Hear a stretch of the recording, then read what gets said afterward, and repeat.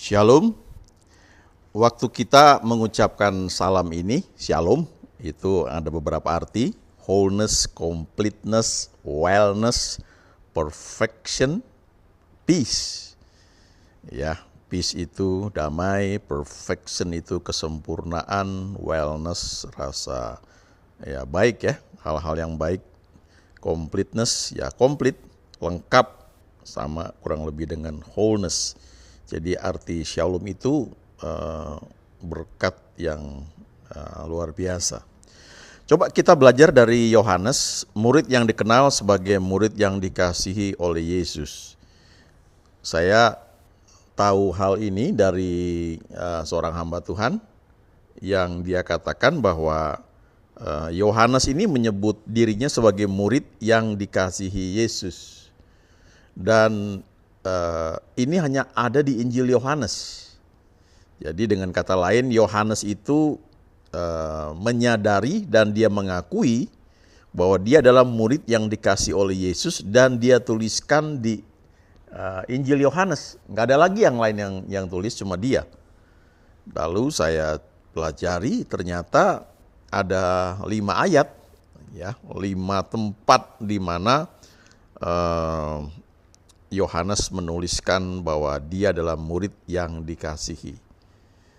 Kalau suka belajar angka-angka dalam Alkitab, kita percaya nggak ada yang kebetulan, dicatat di Alkitab 5 kali, 5 itu angka anugerah. Jadi kita dapat menyimpulkan Yohanes ini menyadari anugerah Tuhan sehingga dia mengatakan bahwa dia adalah murid yang dikasihi. Kita bisa lihat ini dalam beberapa terjemahan bahasa Inggris, ini menolong sekali. Yohanes 13 ayat 23. Misalnya dari Basic Bible English, there was at table one of his disciples, the one dear to Jesus, resting his head on Jesus' breast. Jadi menyandarkan kepalanya pada dada Yesus. Isi English, one of them, the disciple that Jesus loved, was sitting very near to Jesus. Salah seorang dari mereka, murid yang Yesus kasihi, duduk sangat dekat dengan Yesus. Lalu terjemahan IMB, seorang dari antara murid Yesus bersandar padanya, yaitu murid yang dikasihinya. Pengikut yang dikasih Yesus duduk di sebelah Yesus. Dan terjemahan ESV, one of his disciples, the one whom Jesus kept loving, had been sitting very close to him. Kita bisa belajar di sini bahwa Yohanes ini menyadari bahwa dia adalah murid yang dikasih Yesus, sehingga dia itu bisa duduk dekat Yesus penuh keberanian, percaya diri, bahkan menyandarkan kepalanya pada dada Yesus.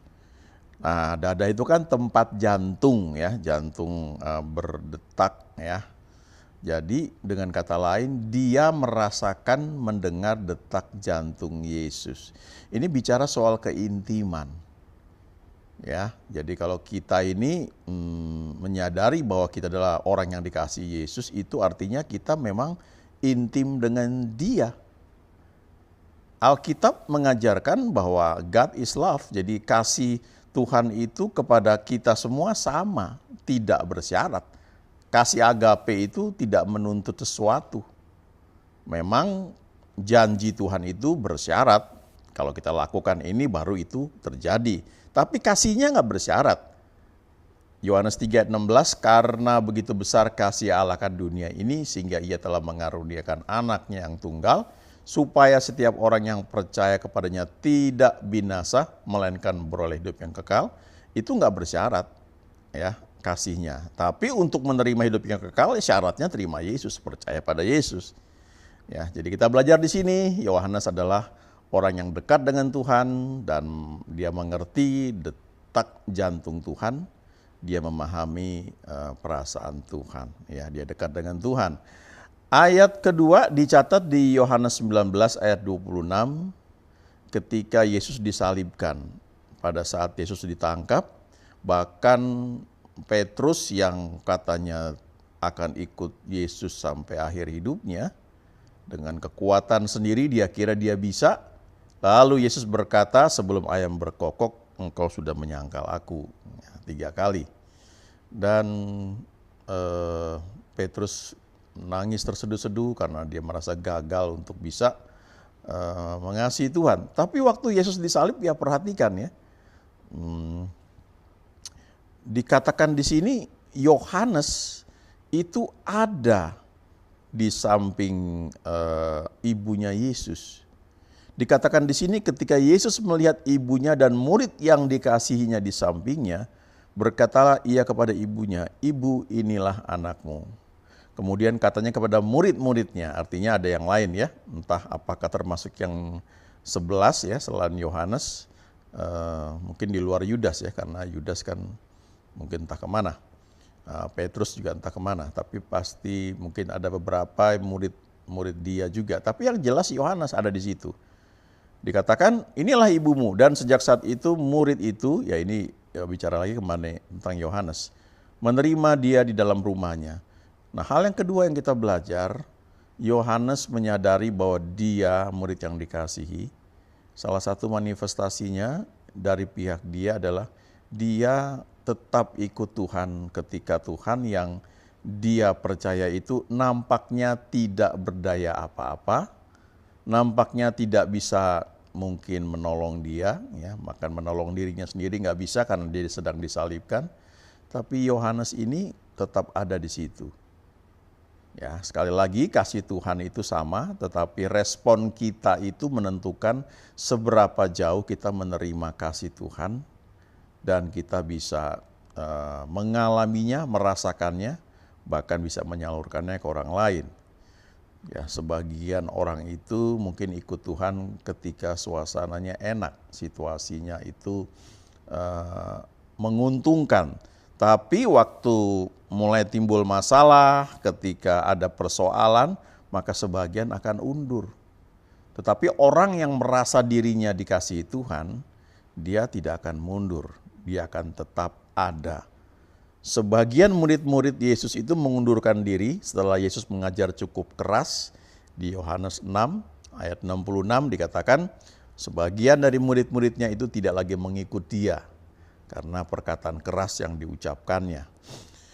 Tetapi yang menarik juga, Yohanes mulai mencatat bahwa dia murid yang dikasihi itu adalah ketika sudah sampai pasal 13. Ya, jadi yang sebelum-sebelumnya memang dia nggak tulis itu.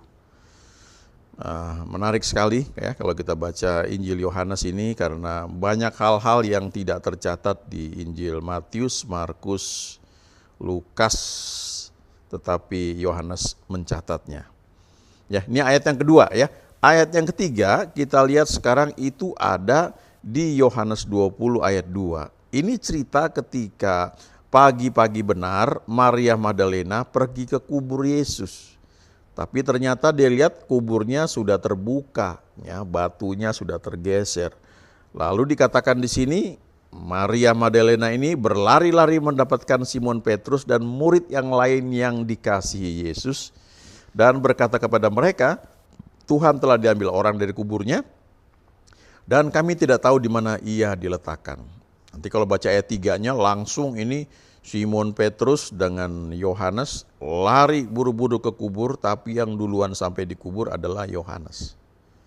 Jadi kita melihat ada ciri yang berikutnya yang bisa kita pelajari dari ayat yang ketiga ini tentang murid yang dikasihi adalah begitu mendengar Tuhan itu tidak ada, langsung nomor satu lari ke tempat kejadian untuk memeriksa.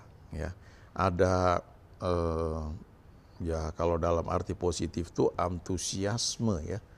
Artinya begini,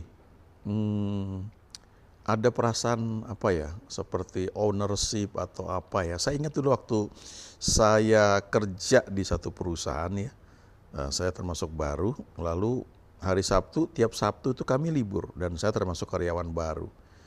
Waktu itu saya nggak tahu bahwa ketika ada hujan deras, di kantor itu ternyata banjir hari Sabtu, ya, kerendam barang-barang semua. Jadi saya kan ke Sabtu libur, saya nggak datang, baru datang hari Senin. Dan ternyata kantor itu mesti diberesin, ya, karpetnya mesti dicuci lagi, ya, dibereskan semua, ya, barang-barang sebagian tuh kerendam, ya. Nah, terus bos saya cerita ya, dia datang hari Sabtu, ya dia nggak bisa hubungi saya, kalau nggak salah ya, saya lupa. Iya ya, dulu belum ada zamannya handphone itu. Jadi sebenarnya dia berharap saya datang ya, cuma karena saya betul-betul nggak terpikir hal itu. Tapi karena bos saya ini, walaupun dia kerja, ya dia salah satu direktur yang memang di hire di situ, jadi tanggung jawabnya itu memang muncul ya, ownership-nya itu ada, ya jelas beda lah ya. Kalau kita mau ngomong ya ini orang yang memang direktur ya, jadi penghasilan dia juga beda dan dia juga punya rasa tanggung jawab yang lebih besar. Tapi memang ada perasaan ownership itu yang membedakan ya. Ini yang terjadi pada Yohanes. Kemudian kita bisa lihat ayat yang keempat, ini ada di Yohanes pasal 21 ayat 7. Ini ceritanya Yesus sudah bangkit, lalu murid-murid ini mencari ikan lagi. Sama seperti ketika mereka sebelum mulai pelayanan, mereka cari ikan tapi semalaman gak ada hasilnya. Lalu dari pantai Yesus muncul tapi mereka gak tahu bahwa itu Yesus. Dan Yesus bertanya, "Hai anak-anak, adakah lauk pauk? Nah, adakah ikan?" Gak ada. Lalu Yesus berkata, "Tebarkan jalamu di sebelah kanan perahu, maka kamu akan peroleh." Waktu ditebarkan ke sebelah kanan perahu, maka langsung jalannya itu menangkap banyak ikan. Dan walaupun banyak tidak koyak. Nah, ini reaksi dari Yohanes di ayat 7. Maka murid yang dikasihi Yesus itu berkata kepada Petrus, "Itu Tuhan." Jadi langsung dia ngerti ini Tuhan.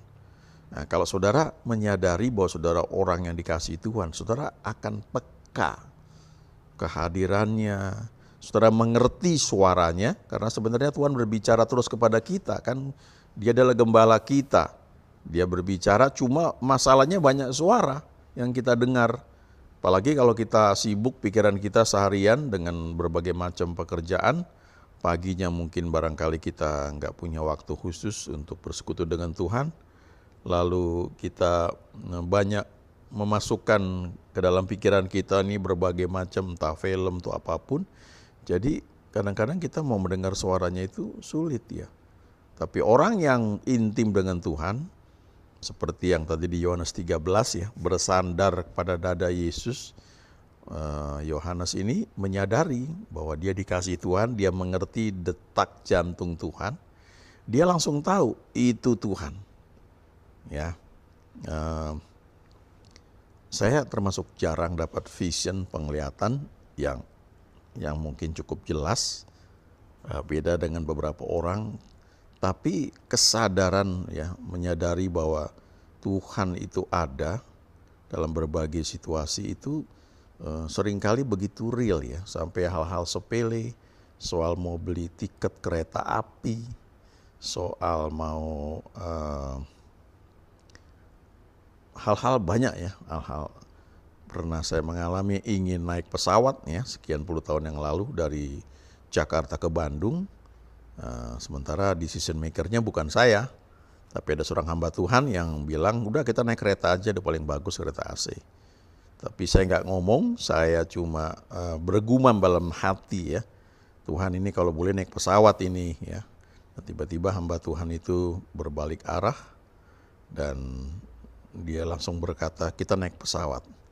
Dan kami langsung beli tiket pesawat Borak dari Jakarta ke Bandung. Saya sangat menikmati hal itu karena tiba-tiba saya menyadari Tuhan itu begitu dekat sekali, ya, begitu real. Saya nggak minta kepada hamba Tuhan itu, dia sebagai pemimpin rombongan, kami baru selesai pelayanan dari Kalimantan selama 2 minggu, dan dia yang memutuskan ya, kami cuma berdua waktu itu dari Jakarta mau ke Bandung. Dan dia cerita dia sudah sering kalau dari Jakarta ke Bandung ya dari airport Cengkareng dia naik Damri, naik Damri ke Gambir, dari Gambir ya naik kereta. Ya, itu udah paling enak kereta yang AC itu ya dulu ya. Itu ya bisa berubah di detik-detik terakhir Itu buat saya itu surprise dan belajar melihat Tuhan itu begitu real. Yang berikutnya di Yohanes 21 ayat 20. Ketika Petrus berpaling, ia melihat bahwa murid yang dikasihi Yesus sedang mengikuti mereka, yaitu murid yang pada waktu mereka sedang makan bersama duduk di dekat Yesus dan yang berkata dan seterusnya ya. Nah, ini konteksnya Yesus berkata kepada Simon Petrus, ikutlah aku. Sebelumnya Yesus bertanya kepada Simon Petrus dan dia berkata, Simon anak Yohanes, apakah engkau mengasihi aku? Ya, 3 kali Yesus bertanya dan Simon menjawab juga 3 kali. Ini persis seperti 3 kali Simon menyangkal Yesus. Ini seperti satu pengalaman untuk menyembuhkan rasa luka akibat kegagalan untuk ikut Tuhan yang Petrus alami sehingga dia menyangkal Tuhan 3 kali.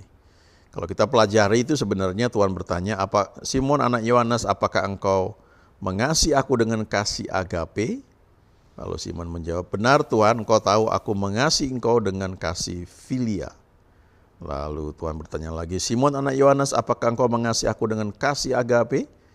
Dan Simon menjawab, benar Tuhan, engkau tahu bahwa aku mengasihi engkau dengan kasih filia. Nah, yang ketiga Tuhan bertanya, Simon anak Yohanes, apakah engkau mengasihi aku dengan kasih filia? Lalu Simon nangis dan dia berkata, benar Tuhan, engkau tahu bahwa aku cuma bisa mengasihi engkau dengan kasih filia. Aku gak mampu dengan kasih agape. Aku kira aku bisa, ternyata gak bisa Tuhan. Lalu Tuhan memberi jaminan, kali ini engkau akan bersama-sama dengan aku. Sampai akhir hidupmu engkau bisa mengasihi aku dengan kasih agape. Lalu Simon lihat di sini, ya dia lihat murid yang dikasih Yesus sedang mengikuti mereka. Dan Tuhan berkata, kalau aku menghendaki Yohanes ini hidup sampai aku datang, itu bukan urusanmu. Tetapi engkau ikutlah aku. Lalu tersebar berita bahwa murid ini tidak akan mati sampai Yesus datang. Ya artinya kalau dia masih hidup, sekarang usia sudah 2000 tahun ya. Tapi memang gak dikatakan bahwa dia akan hidup sampai Yesus datang. Cuma memang di antara murid-murid Yesus, dari 12 orang itu, ya dari catatan sejarah, hanya Yohanes yang hidup sampai masa tuanya. Yang lain itu mati martir. Ya, Petrus disalibkan terbalik, kemudian ada yang Thomas kalau nggak salah ditarik, ya, badannya terbelah dan sebagainya. Semuanya ngalami mati martir kecuali Yohanes. Yohanes dimasukkan ke penggorengan, tidak mati, akhirnya dibuang ke Pulau Patmos, justru mendapatkan vision. Dan dia tulis kitab Wahyu. Jadi orang yang mengasihi Tuhan ini ternyata mengalami banyak hal ya. Orang yang menyadari dirinya dikasih Tuhan, dia itu seperti dibedakan daripada yang lain. Ya, kita bisa belajar banyak dari 5 ayat yang tercatat oleh Yohanes. Dan kita juga bisa belajar dari catatan Yohanes perkataan Yesus sendiri. Ketika dia berkata di Yohanes 15 ayat 14. Kamu adalah sahabatku jikalau kamu berbuat apa yang kuperintahkan kepadamu. Jadi ini bicara soal hubungan pribadi. Kalau kita hubungkan dengan ayat sebelumnya, Tuhan Yesus berkata kepada Simon, kalau aku menghendaki Yohanes itu hidup sampai aku datang, itu bukan urusanmu, tapi engkau ikutlah aku. Jadi artinya kepada kita masing-masing, selain ada perintah umum yang kita lakukan, ada perintah-perintah khusus yang sifatnya pribadi. Nah, kita bisa tahu itu kalau kita bergaul dengan Tuhan. Kita seperti Yohanes itu menyenderkan kepala kita pada dada Yesus, jadi kita mengerti detak jantungnya. Ya, ini perlu pelajaran seumur hidup kita. Beberapa waktu yang lalu saya perjamuan di satu tempat dan ayat yang saya dapat ini menarik sekali sampai saya foto. Keluaran 14 ayat 14, Tuhan akan berperang untuk kamu dan kamu akan diam saja. Saat itu memang ada persoalan yang sedang saya hadapi dan ayat ini berbicara kepada saya. Dan dalam waktu singkat persoalan yang saya hadapi selesai dengan sendirinya. Real bahwa Tuhan itu berperang bagi saya. Nah ini janji buat kita semua bahwa Dia adalah Tuhan yang baik. Ayo bangun hubungan dengan Tuhan. kita bisa menerima yang terbaik yang Tuhan sediakan bagi kita yang percaya. Amin.